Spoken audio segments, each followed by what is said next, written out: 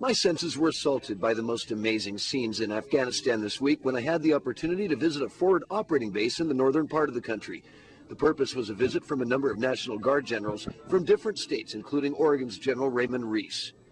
The trip from Camp Phoenix in Kabul involved rides in an armored Suburban, a KC-130 aircraft, and a fully up-armored Humvee combat vehicle. The trip further compounded my belief that the American mission in Afghanistan is centered more closely around humanitarian effort than combat.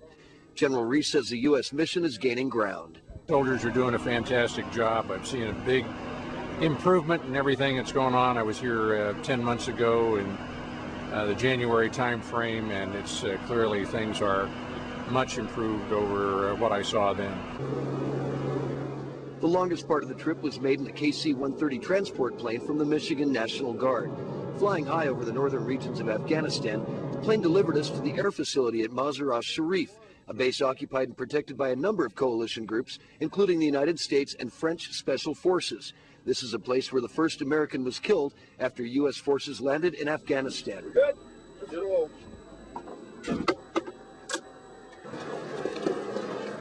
It's one of the smoothest roads I've traveled so far in Afghanistan. The purpose of this convoy is to get generals out, to have a look at bases they haven't seen yet, forward operating bases, and to have a chance to say thank you for the efforts of these soldiers. It's an opportunity for us to thank them personally for what they're doing, and you don't get to do that all that often. And I think it's also an opportunity for me to get their story and take it back to the United States. Your eyes open, watch your rooftop. The last leg of the journey to the combat base at Metz was made in a Humvee. The roadways placed the Americans in a close proximity to the people of Afghanistan. While the threat to U.S. troops is far less than in other combat theaters, U.S. soldiers are still leery of many things. Cellular phones are often used by insurgents to detonate IEDs. It's not like some of the places I've been, like Iraq, where a cell phone was a bad sign, period, you know.